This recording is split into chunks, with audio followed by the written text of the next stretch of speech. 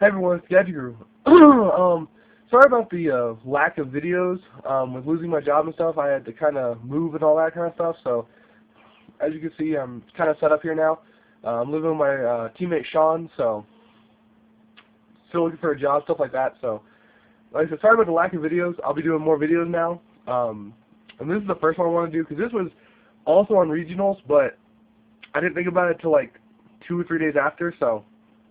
Yes, it's a little late, but oh well. Basically, it's going to be interesting rulings at regionals. The first one was a very odd situation. It was Light and Darkness Dragon versus Light and Darkness Dragon, and Doomcow versus Doomcow. Now, the situation was Doomcow versus Doomcow, and we started discussing that amongst ourselves. Obviously, you know how it goes. Monster Effect activates, Doomcow number 1 chains onto the Monster Effect, Doomcow number 2 chains onto the Doomcow number 1.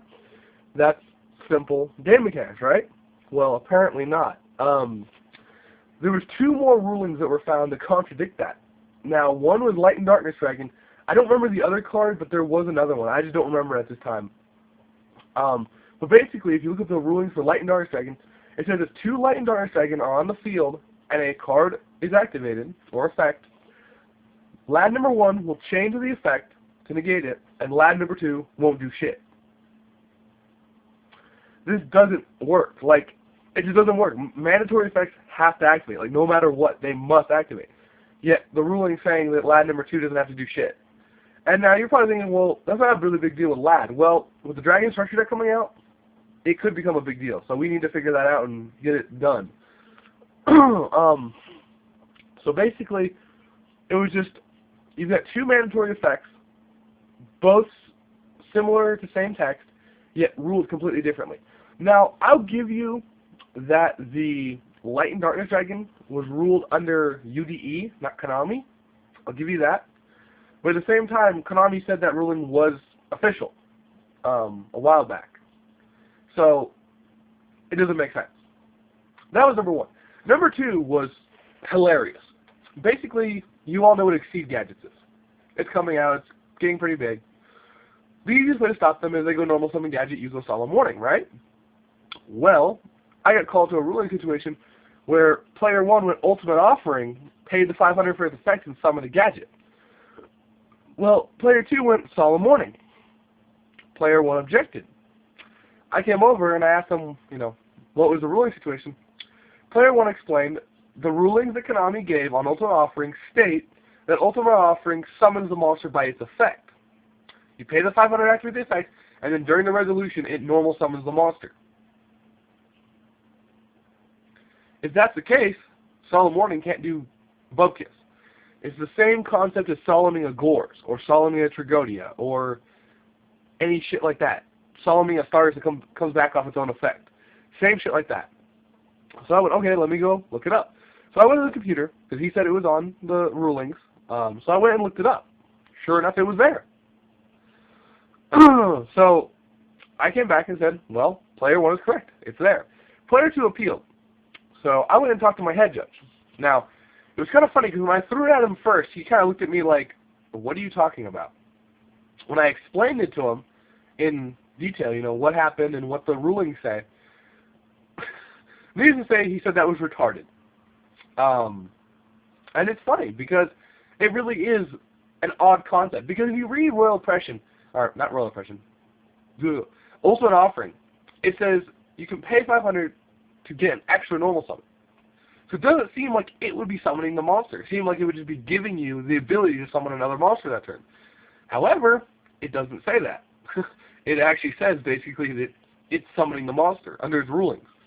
So that was a very awkward and very interesting ruling, and we ended up ruling that you can't Solemn Warning the gadget off of Ultimate Offering, which made it broken because he went gadget, gadget, exceed, gadget, gadget, exceed, gadget, gadget, exceed. So player 2 was pretty pissed, just to say the least. But hey, that's how it goes. Rulings are rulings, unfortunately. But I still thought that was really interesting because it's like the way a card is worded and its actual effect can be completely different. Like, it's ridiculous. I've seen cards worded in a way where you're like, oh, I know what that does, and then they release a ruling saying it does this, and you're like, wait, what? what the hell? So, you know, I think that's really interesting. And, you know, it was interesting to us because, like, no one even thought of that concept of not normal summoning the gadget, using the Ultimate Offering to summon the gadget. So that was pretty cool. So I said the Light and Darkness Dragon and Doom Cow ruling was odd, and it brought some questions. The Ultimate Offering ruling was pretty funny. It was pretty crazy, but pretty funny. For the rest of the rulings, I don't know about the other judges, but they were easy. Like, I mean, it was simple rulings. Can I activate Pod Duality while TKR is in play? No. Can I special summon Gorge while Fossil Dyna is in play? No.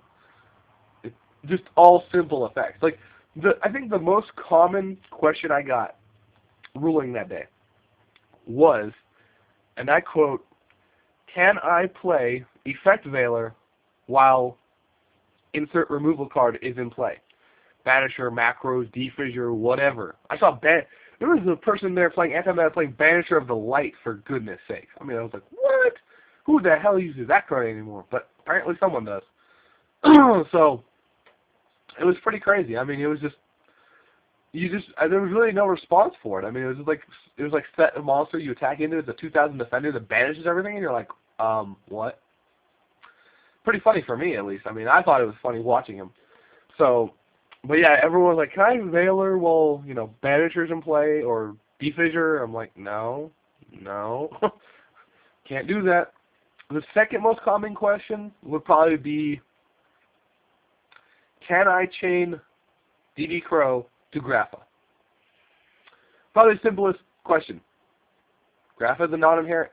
Grapha is an inherent spell summon. You can't chain. It doesn't use the chain, so no, you can't chain it to him. But yeah, that was the second most common question. Third, I have no idea. I got so many questions that day, but it was all pretty good. So yeah, these were just the interesting rulings that I found interesting at the regionals. As I said, more videos coming up, and I'll catch you later.